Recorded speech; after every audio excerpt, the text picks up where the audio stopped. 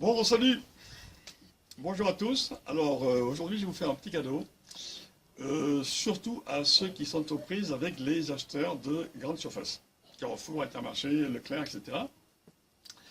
Je vais vous croquer le profil du vendeur, de l'acheteur, professionnel. De l'acheteur professionnel, contrairement à l'acheteur lambda ou bien au patron de PME par exemple, hein. L'acheteur professionnel est quelqu'un qui a fait une école de vente, qui a fait une école d'achat, pardon. C'est-à-dire qui a appris à recevoir le vendeur. Et qui a appris à le recevoir, pourquoi? Pour le tordre, pour le presser comme un citron, pour, en fait, selon leurs propres mots d'ailleurs, l'amoindrir psychologiquement, pour en faire un peu ce qu'il veut, au niveau des prix, au niveau des tassets de prix, au niveau des remises fin d'année, au niveau des primes de gondole, etc., etc. Donc ça va commencer par l'attente. Il va vous faire attendre dans une salle d'attente, hein, des fois à plusieurs, et dans cette salle d'attente, vous allez être généralement mal installé. C'est-à-dire, il va faire très froid, il va faire trop chaud, vous allez avoir le soleil dans la figure, vous allez être mal assis, qu'est-ce que chez moi, et surtout, vous risquez d'attendre longtemps. Ils appellent ça faire mijoter. Vous savez, c'est comme la casserole, le pot-au-feu, quand on le fait mijoter, hein, et quand il est bien cuit, là, hein, prêt à manger, justement, on le sort, voilà. Donc, une fois que vous aurez mijoté, eh bien, il va vous ouvrir la porte. Et là, vous allez rentrer dans le bureau ou la salle de réunion, et vous allez trouver un acheteur, ou des fois plusieurs, 3 ou 4, suivant le poids que vous pesez, vous aussi.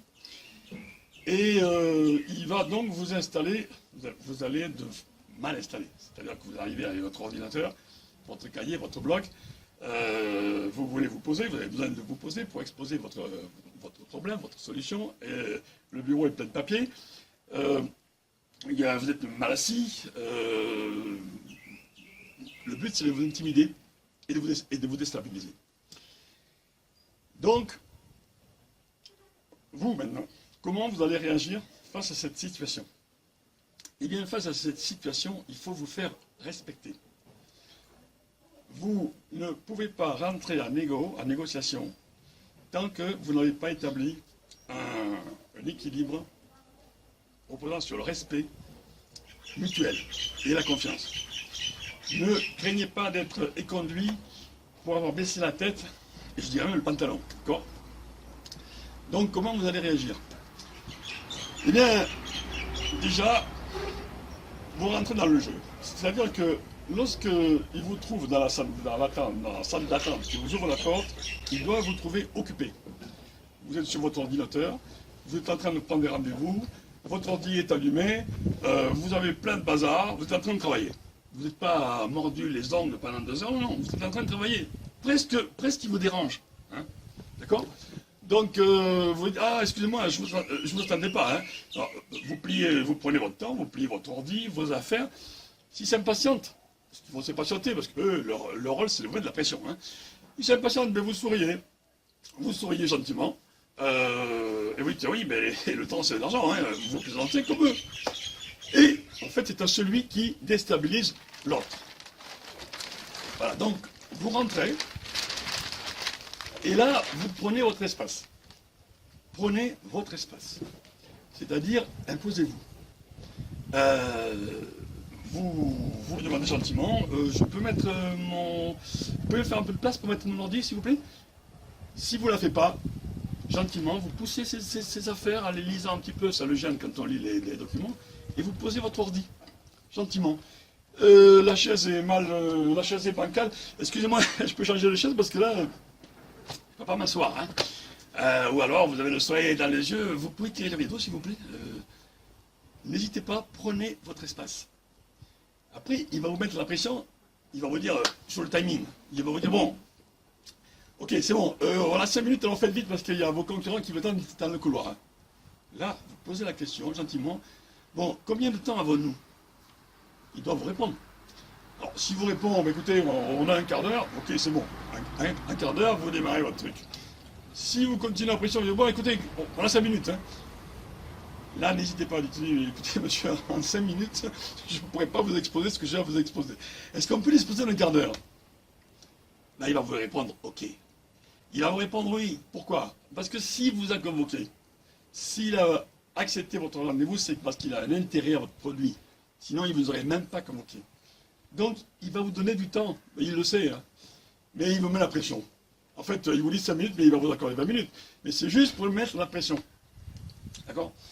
Donc, ne vous laissez pas bousculer. Alors, ne vous laissez pas bousculer, parce que ça aussi, c'est leur méthode, ça. Bousculer. Alors, ils sont à plusieurs, généralement. Des fois, ils sont autour de vous. De manière à ce que vous vous tourniez, obligé de vous tourner pour répondre à une question, et puis vous tournez pour répondre à l'autre question. Alors, là, si vous voulez, n'hésitez pas à dire, écoutez, excusez-moi, mais vous ne pouvez pas vous mettre tous en même temps, en face, là, parce que là, je ne peux pas me tourner pour chacun. Hein. Mais, n'hésitez pas. Ils vous taquinent, taquinez-les. Regardez ça comme un jeu.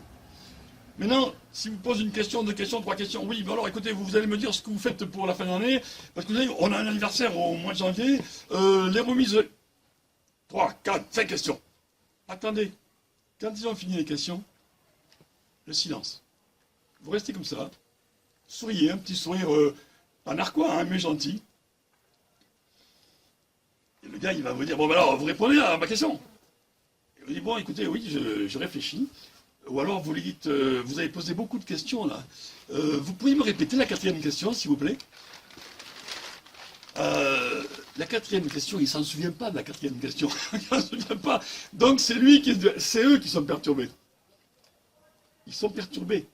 Et ils s'aperçoivent du même coup qu'il ne faut pas vous le faire à vous comme ils le font aux autres. Parce que vous avez compris leur jeu et vous ne rentrez pas dans leur jeu.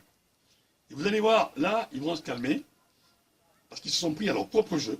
On est bien d'accord? Et là, vous reprenez la main et vous reprenez votre exposé. Bon, alors, on va pouvoir s'expliquer maintenant. Je vais vous expliquer ce pourquoi je suis venu vous voir, etc. etc. D'accord? Alors, vous avez une autre façon de calmer le jeu. Et là, je vais vous raconter mon histoire perso. Bon, un jour, j'étais avec un collègue. On était jeunes, on avait 25 ans, 26 ans, et on était convoqués dans un carrefour. On était convoqués dans un carrefour pour un produit lessiviel que vous connaissez peut-être, qui s'appelait Finish, donc c'est quand même un gros produit. Et évidemment, il nous accueille à 4. Alors il y en avait 3, il y avait le patron, qui avait la grosse cinquantaine. Et bon, ça commence par les questions. Et on avait fait quand même pas mal de route pour venir. On était un peu fatigués par la route, on est d'accord. Et là, à un moment donné, le vieux, si j'ose dire, entre guillemets, commence à marceler. Et moi, je perds pied. J'arrive plus à répondre de questions. Je commence à être un peu perturbé et je commence à perdre pied. Et là, j'ai eu un réflexe, je dis, excusez-moi, là, j'ai un coup de pompe. On ne peut pas s'arrêter 5 minutes parce que, vous voyez, je fais beaucoup de route, je suis un peu fatigué, et on peut pas s'arrêter. Et là, le gars, tout d'un coup, il s'effondre. Il me prend comme son papa. Il me dit, ah oui, c'est vrai, oui, bon écoutez, on s'arrête, on va boire un coup. Ah ben, ça y est, la rupture. On a bu un coup, on s'est reposé, et quand on est reparti, ça n'a plus du tout été sur les mêmes bases. Hein, j'ai eu le temps de répondre à la question, hein. Et tout s'est arrangé du mieux possible. Vous voyez, donc, en conclusion, quand les choses s'emballent, faites une rupture. D'accord? Quand les choses s'emballent, faites une rupture. Ciao. À la prochaine, au prochain cadeau. Bye bye.